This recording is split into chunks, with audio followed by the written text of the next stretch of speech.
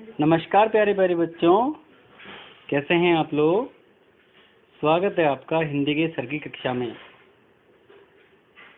आज हम चर्चा करेंगे आपकी हिंदी की कार्यपत्रिका क्रमांक 2 के बारे में। चलिए शुरू करते हैं।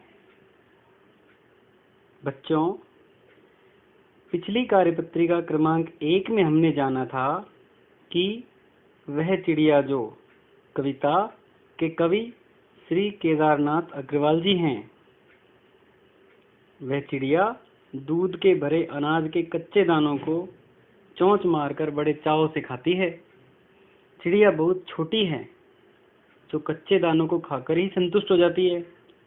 यह नीले पंखों वाली चिड़िया गाती भी बहुत सुंदर है, उसे जंगल से बहुत लगाव है। अब हम इस कार्यपत्रिका में यह देखेंगे कि अब आगे और चिड़िया क्या कहना चाहती है।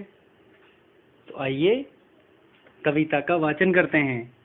उम्मीद है आप मेरे साथ इसे दोहराएंगे।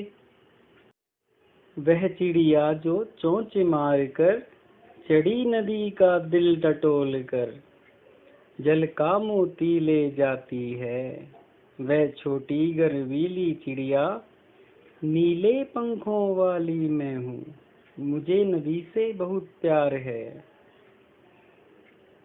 इस कविता में चिड़िया के माध्यम से कवि कह रहे हैं कि चिड़िया बहुत ही निडर है।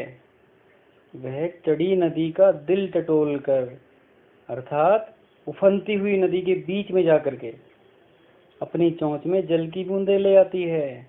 और नीले पंखों वाली छोटी चिड़िया को अपने ऊपर गर्व है, आत्मविश्वास है, वो हर काम करने में सक्षम है। हमें भी चिड़िया की तरह निडर बनना चाहिए, और जिस प्रकार चिड़िया को अपने पर विश्वास है, उसी प्रकार हमें भी अपने पर विश्वास रखना चाहिए और ये सोचना चाहिए कि हम हर काम को करने में सक्षम हैं।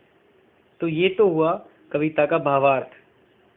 अब हम चलते हैं कार्यपत्रिका के प्रश्नों की तरफ। आपकी कार्यपत्रिका में दिया हुआ प्रश्न क्रमांक 1 है, बताइए कि नीले पंखों वाली छोटी चिड़िया को अपने पर क्यों गर्व है। नीले पंखों वाली छोटी चिड़िया को अपने आत्मविश्वास के कारण अपने पर गर्व है। चिड़िया को ऐसा विश्वास है कि वह हर काम को कर लेगी। प्रश्न क्रमांक 2, अगर आप चिड़िया होते तो क्या क्या करते, लिखिए, सोचिए। मुझे पता है आपके मन में बहुत सारे विचार आ रहे हैं। हो सकता है इनमें से कोई विचार हो। दूर आकाश में उड़ने जाते, पेड़ों की डालियों पर झूला झूलते, अपने नाना मामा बुआ के घर जाते, और भी बहुत सारे मन में विचार आप क्या सकते हैं। आप उन्हें लिख सकते हैं। प्रश्न क्रमांक 3, बताइए कि हम पक्षियों के लिए क्या क्या कर सकते हैं। ये प्रश्न भी आप सोचिए। आपके मन में काफी विचार आ रहे होंगे कि हम ये कर सकते हैं, वो कर सकते हैं। सोचिए। चलिए मैं बता देता हूँ। हम पक्षियों के लिए प्रतिदिन दाना पानी रख सकते हैं, उनको पिंजरे में कैद नहीं करना चाहिए, और जो भी आपके मन में विचार आ रहे हैं वो आप अपनी उत्तर पुस्तिका में लिख सकते हैं।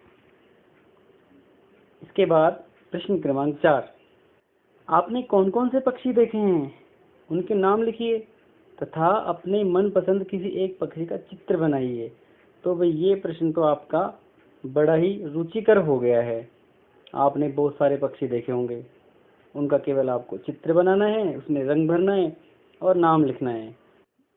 मैंने आपके लिए तोते का चित्र बना दिया है। हो सकता है किसी को कुछ और पसंद हो सकता है किसी को मैना पसंद हो सकता है किसी को कोयल पसंद हो सकता है किसी को मोर पसंद हो। तो जो भी आपको पसंद है उस पक्षी का नाम लिखना है और उसका चित्र बनाना है। प्रश्न क्रमांक 5, कविता को याद करके अपने माता पिता, भाई बहन या अपने मित्र को सुनाइए। ये कविता पूरी आप याद करेंगे और उसको लय पूर्वक अपने माता पिता, भाई बहन या अपने मित्र को सुनाएंगे। आज तो बच्चों, आज की कार्यपत्रिका में इतना ही। उम्मीद है आपको कार्यपत्रिका पर चर्चा पसंद आई होगी।